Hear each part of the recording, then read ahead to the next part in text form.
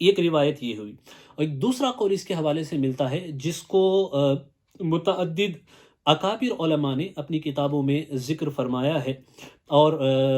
مسانید نے اس کا ذکر ملتا ہے، اور اس کی چند اسانید ہیں، سندیں ہیں، جس کے حوالے سے علماء نے یہ بھی کلام فرمایا ہے کہ یہ سندیں صحیح ہیں، لہٰذا طرق صحیح سے یہ روایت منقول ہے، اگرچہ دوسری کچھ اسناد پہ ضعف ہونے کا بھی قول کیا گیا ہے۔ وہ روایت کچھ اس طریقے سے کہ حضرت آدم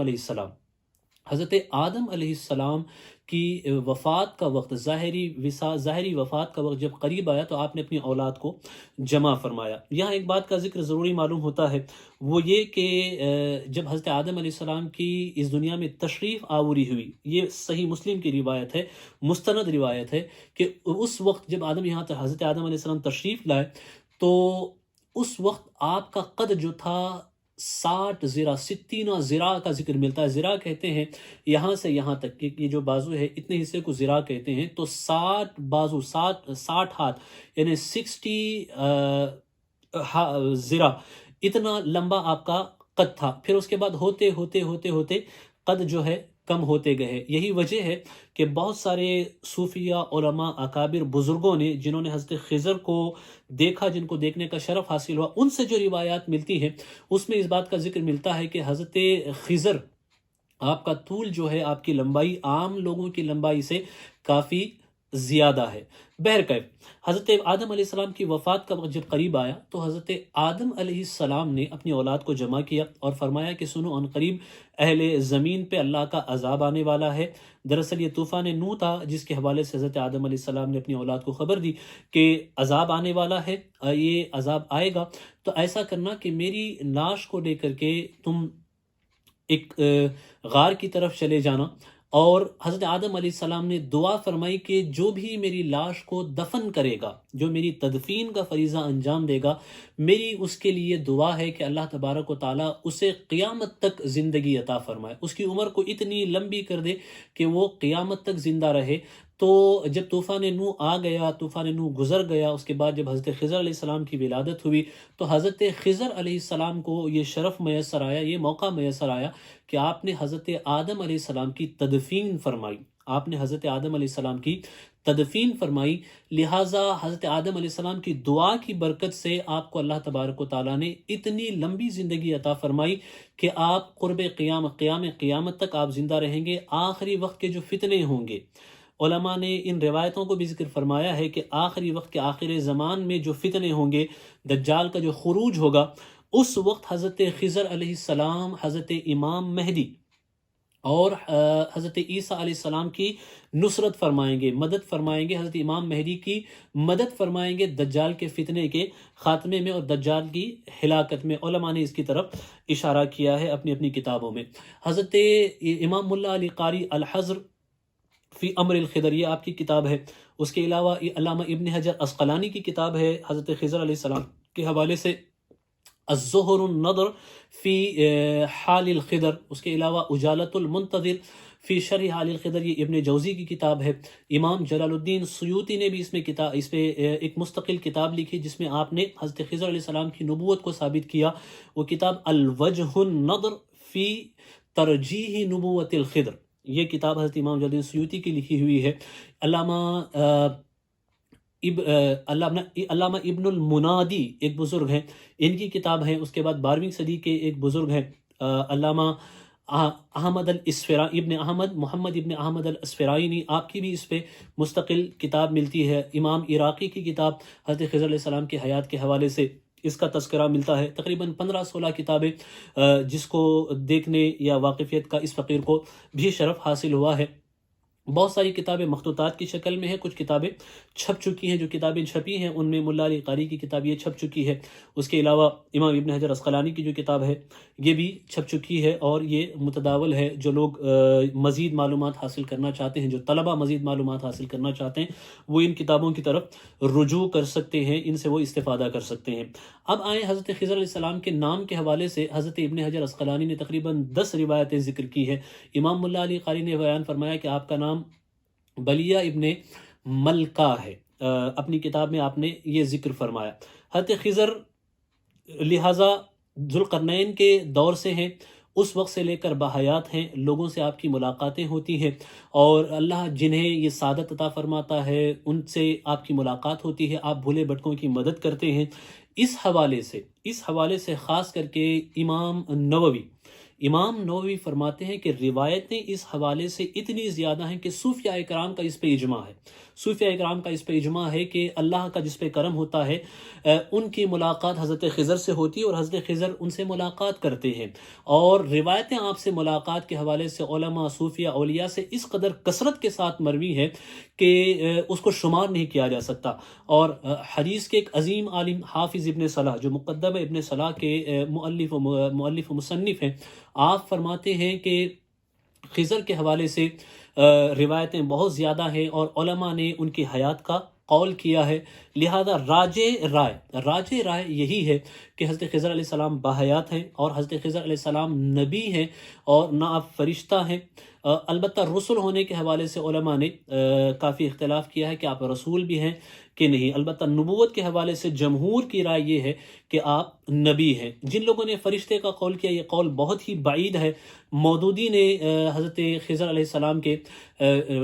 فرشتہ ہونے کا ذکر کیا ہے، جو بہت ہی بعید معلوم ہوتا ہے، چونکہ روایات جو احادیث ہیں وہ اور قرآن مجید کی جو آیات ہیں ان میں واضح الفاظ میں اس بات کا ذکر ملتا ہے کہ حضرت خضر اللہ کے بندوں میں سے ایک بندے ہیں۔ عبدم من عبادنا فرمایا کہ یہ بندے ہیں، اور اللہ نے ان کو نبوت عطا فرمائی، وہ نبی ہیں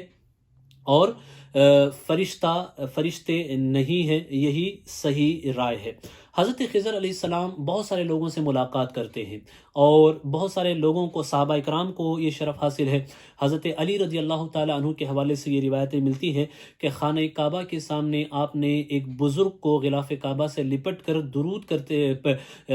خانہ کعبہ سے لپٹ کر مناجات کرتے ہوئے پایا، اور جب آپ ان کے قریب گئے، جا کر کے پوچھا تو پتہ یہ چلا کہ وہ حضرت خضر علیہ السلام ہے۔ حضرت عمر کے حوالے سے یہ روایت ملتی ہے کہ حضرت عمر علیہ السلام نے حضرت عمر رضی اللہ تعالی عنہ نے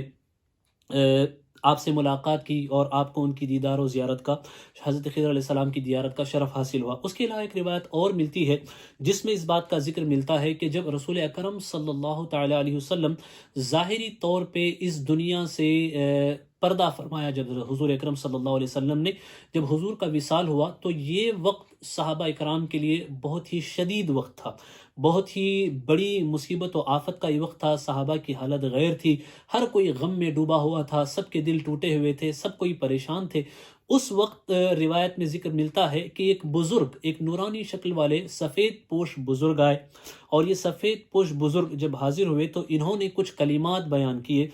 جس سے تسلی دی، جس سے صحابہ اکرام کو کچھ افاقہ ہوا اور کچھ سکون میسر آیا۔ جب وہ وہاں سے چلے گئے تو صحابہ اکرام نے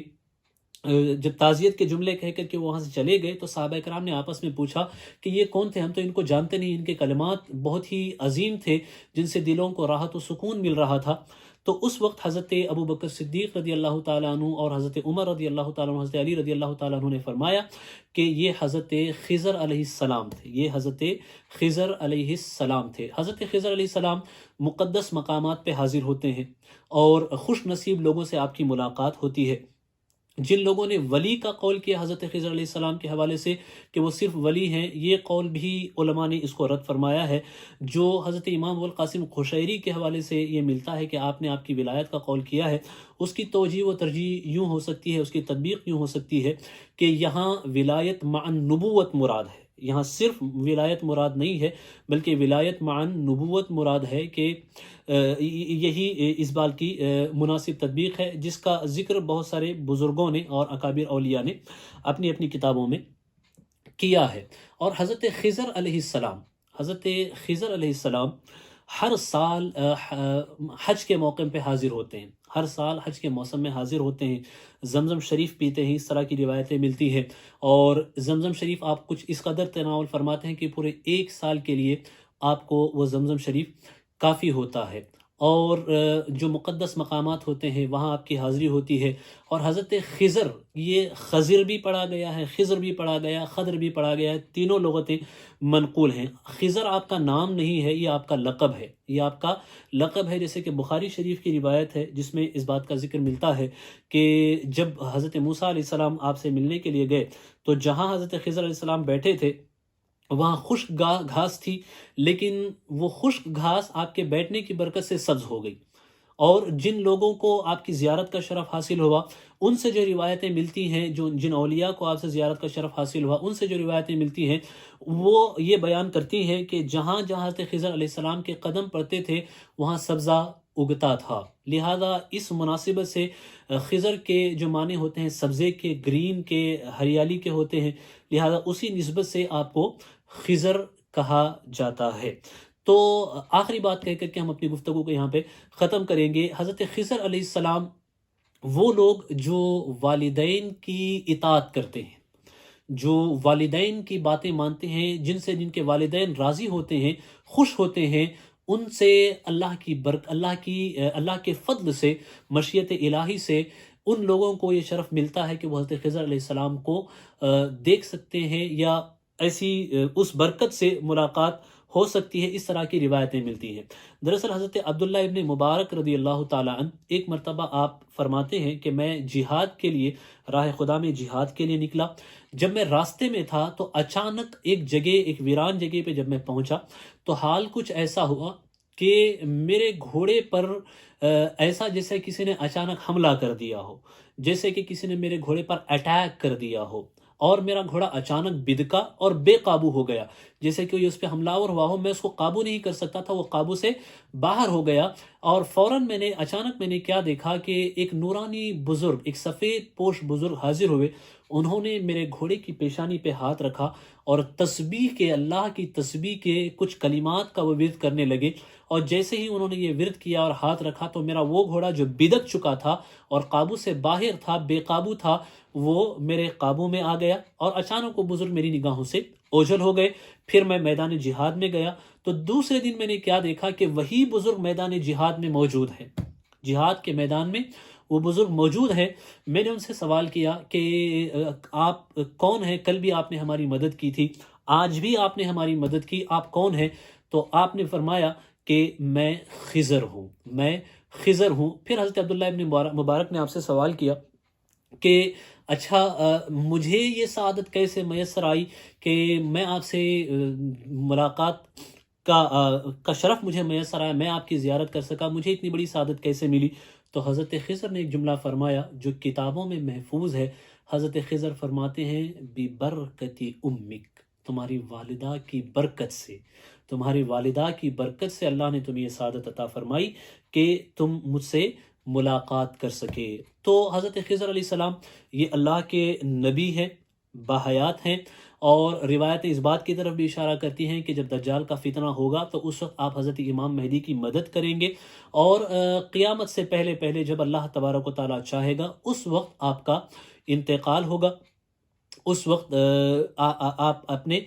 خالق حقیقی سے جا ملیں گے، خوش نصیب لوگوں سے آپ کی ملاقات ہوتی ہے، اور آپ مقدس مقامات پہ موجود ہوتے ہیں، اور اللہ کریم نے آپ کو یہ طاقت دی ہے جس کی طرف بزرگوں نے کتابوں میں اشارہ فرمایا ہے کہ آپ مختلف شکلیں بھی آپ اختیار کر سکتے ہیں، اور اللہ نے آپ کو علم لدنی عطا فرمایا، آپ اللہ کے نبی ہیں، اور بہت ساری برکتوں کے آپ حامل ہیں۔ اللہ تبارک و تعالی